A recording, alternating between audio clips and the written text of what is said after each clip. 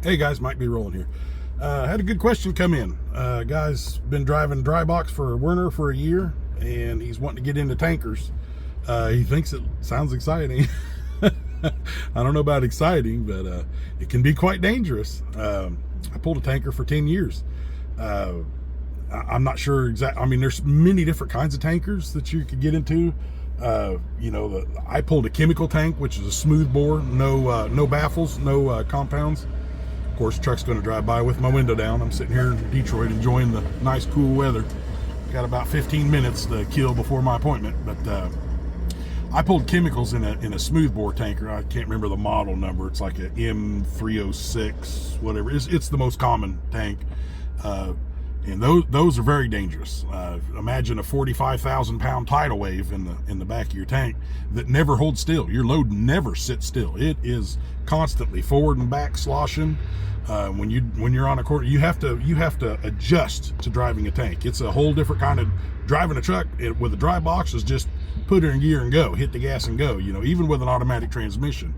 Although it is a little easier with an automatic transmission because they're so fast and efficient between the gears. You don't have lull time in between your gears. The trick with a tank is to take off gentle, and when you feel you'll be driving and you'll feel that liquid, you'll pull you forward because that waves hits the back of the tank. The trick is like accelerating from a stoplight. You want to time your shifting to keep that wave either at the back of the tank, or if you have a long pause in between gears, that wave comes forward, and then when you hit the gas, don't go full torque. Go easy, gentle torque until you feel that wave hit the back of your tank again, then put the power on.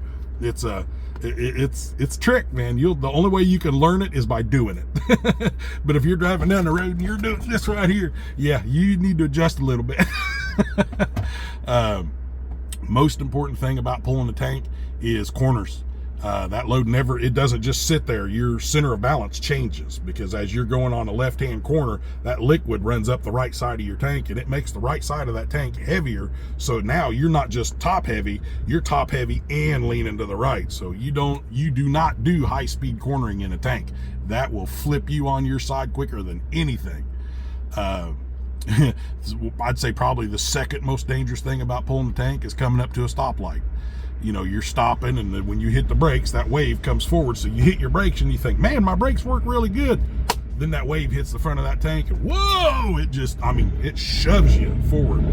So, you come to a stoplight. Then once you get stopped, you'll get into the habit of just pushing that brake pedal and holding it good, because that wave's going to come loose, come back, and you'll see if you pay attention, anytime you see a tanker at a stoplight, watch them. That truck will be sitting there, then it'll lurch forward, and then it'll lurch backward. Then it'll lurch forward. Even though he's holding these brakes, you can see that truck, wiggling like that wave is still back there doing this. It's a whole different animal. But it is easy. It's very easy pulling a tank. It depends on what company you're looking at going with. Are you going to have there's pneumatic tanks if you're going to high dry bulk, the big, they call them air cans, the big powder bulk plastics and things like that. Then liquid tanks, some of them are just like what we did was strictly gravity flow tanks. We didn't have any pumps or even air compressors to air off, because the customers the company I was with, Quality Carriers, for about 10 years, and we had a specific customer that we went to, and they pumped it on us. One side of the place pumped it on and the other side sucked it off. So we didn't have to worry about the pumps. But that's something that any company you go with, they'll send you to a training school and teach you how to use those pumps, and it's not hard. Those hoses that looks like it's work, but it's not. They're not that heavy. Drag them out, hook them up. Always double check that little rubber O-ring is in the female side of that clamp. There's a gasket in there. It's not an O-ring. It's a flat rubber or not rubber, but it looks rubber, but it's really not. But just make sure that gasket's in there, because man, spilling chemicals on the ground is a big no-no, and they frown upon that. A lot of places will give you like a stainless steel bucket that you hang right over your coupling, so that if it does drip a little bit, the bucket catches it, because they don't want that stuff hitting the ground, man, because a lot of them chemicals are nasty. And like the reportable quantity which you took hazmat test, you know what I'm talking about. Any kind of a spill, different chemicals have different quantities. That some of them, if a drop hits the ground, everybody, EPA, everybody's got to be notified, and it's gnarly. We hauled some stuff that going down the road, they literally, after they loaded you couldn't be nowhere near that truck or trailer while they loaded it. And that guy was in a full-on like Martian spacesuit looking thing while he was loading, because this chemical had a trigger effect that if you smelled it, it would induce vomiting in seconds. I mean, instantly, just projectile vomiting. It was gnarly, nasty stuff.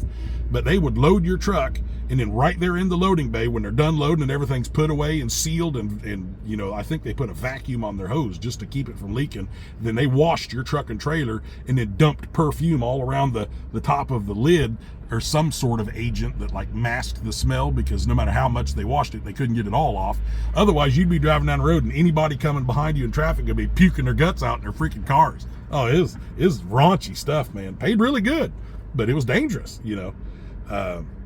We've hauled chemicals that, you know, there's different, I hauled hazardous materials. Almost everything I pulled in the tank was hazardous, except like some wastewater. It was just soapy water, but most of the stuff I hauled was either acids, acidics, amines, just some gnarly stuff. Hauled a lot of ethanol, but we hauled some stuff that if you had a wreck and the lid popped or something and it started leaking, the evacuation area, basically in the little, you know, the little orange book that you got to keep in your pouch there, it basically told you to start running upwind and don't worry about warning people downwind because it's already too late for them. I mean, nasty stuff. But it does pay pretty well, and then, you know, when you're trained how to do it right, you know, you can transport it safely, but you always got to be on your A game pulling the tank, man. Terrorism's a big thing, because a lot of those chemicals are highly sought after by certain groups of people, if you know what I mean. So, you know, you got to be very careful about not leaving your vehicle unattended, and, you know, it's a whole different side of trucking. And but as far as like labor intensive, it's very, very easy to pull a tank. Another thing you want to watch out for on the tanks, check with whatever company you're pulling and ask them how often they wash that tank. If you're doing chemicals, a lot of times you're doing a tank wash after every load. That's a recipe for a lot of downtime. When I was running with my dedicated customer, they had the same product, that they had tanks earmarked for specific products. That way that tank could haul multiple loads without going to the tank wash and losing a bunch of time waiting in line. Otherwise, if you're out just running the general system and you're hauling different stuff every load, you got to wash out in between every load, and hell, you could lose a half a day in a tank wash just washing your tank. You know, did spend a lot of 10-hour breaks sitting at the tank wash. While they're washing my tank, I'm sitting out in the truck, you know, it's a lot of time doing that. My advice, if you're looking for a company to go to, now that you've got the year with Werner, I don't know if you did driving school, but I'm going to assume that you did some sort of a driving school, either through Werner or through another place, then that 1 year with Werner and that driving school should be enough experience to get on, you know, with other companies doing just about anything. I would steer you away from the big corporate companies, the Quality Carriers, the Keenan, Advantage, you know, the liquid transport and all them. I think Keenan bought them too. But I would steer away from those big corporate companies, because they don't pay shit. They don't pay worth a fiddler's fart. You go with the smaller companies, like, you know, here around Indiana, Illinois. I think they're actually in Eureka, Illinois. It's a company called Stoller, Stoller. The only reason I stayed with Quality Carriers because I was on a good contract and making what I thought was pretty good money. But that Stoller was my kind of fallback plan, because they haul anything and everything, but they don't have a lot of hazardous materials that they have to wash out in between, so they can turn and burn loads real fast, and they run all over the Midwest. I've seen them in Michigan and Ohio, Indiana, Illinois, you know, I don't go down south too much, but I'm sure they're down there too. But Stoller Transport, they'd be one to look into. But the smaller mom and pop style companies, that would be where I would send just about anybody. Stay away from these big corporate trucking companies. They've got nothing but rules and regulations and ways to screw you out of getting full pay. These smaller companies, you know, they're they pay better and they have a lot less restrictions on you. E-logs, of course, E-logs is, a lot of companies, even if you got, like me, I've got a 99 engine, I'm E-log exempt, but a lot of those companies will not hire you unless you run an E-log, which is fine if that's what they want to do and you're okay with that, then another truck. If you're okay with that, then, go with that. But, the company I was with, I'm not going to mention the name, but, I've already mentioned the name, so you got an idea who I'm talking about. But they had forward-facing cameras. They monitored my speed, and if I was more than 5 miles an hour over for so many seconds, it automatically tattletaled and sent emails off letting everybody know that I was a bad boy, and the camera was monitoring traffic in front of me, and if I was following too close for any period of time, send off an email. I mean, it's like you had a little rat Fink sitting on your dash that you just want to smash him in the fucking head because he's ratting you out everything you do. It's like, no, I'm not living like that. Y'all want to drive this truck, buy the fucking truck and drive it yourselves. This is my truck. You hired me to do a job. I'm doing it my way. But so I left. I got the hell out of there. I'm not playing that game. I've 25 years in the industry, man. 0 accidents. I'm very careful what I do, but I do it my way. Nobody's going to tell me how to drive this truck or how to run my business. Just not going to happen, folks. I'm far too independent-minded for that. But pulling tank's not bad, man. Getting in, once you get into it and you get you may have to go with a big corporate company just to get like a year or 2 years pulling a tank, and then you can go anywhere, but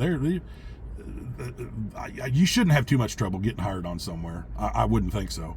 But as far as paying money, oh yeah, tanker pays right up there with reefer and probably fairly close to flatbed. Dry box, everything pays better than dry box, dude. Dry box is the bottom of the barrel. It's the cheapest freight, the biggest headaches. I wouldn't pull a dry box. I mean, if it was the last thing out there moving, I would, but I'd be the pickiest son of a gun you ever seen because dry box are cheap, dude. I wouldn't do it. You're not going to see anything on the back of my truck except a tank or a flatbed, but I like my flatbeds. I like the challenge of a flatbed, the money of a flatbed, and I'm not afraid of a little hard work, and it's not that hard. I mean, throw some chain stuff down. It's not as hard as people make it out to be. Can be a little frustrating in the wind, and, sometimes you're in the weather, but I get a lot of job satisfaction is a big thing, and I get a lot of satisfaction out of pulling a flatbed. The old saying, you chain something down, you kick the chain, that ain't going nowhere, We all do it.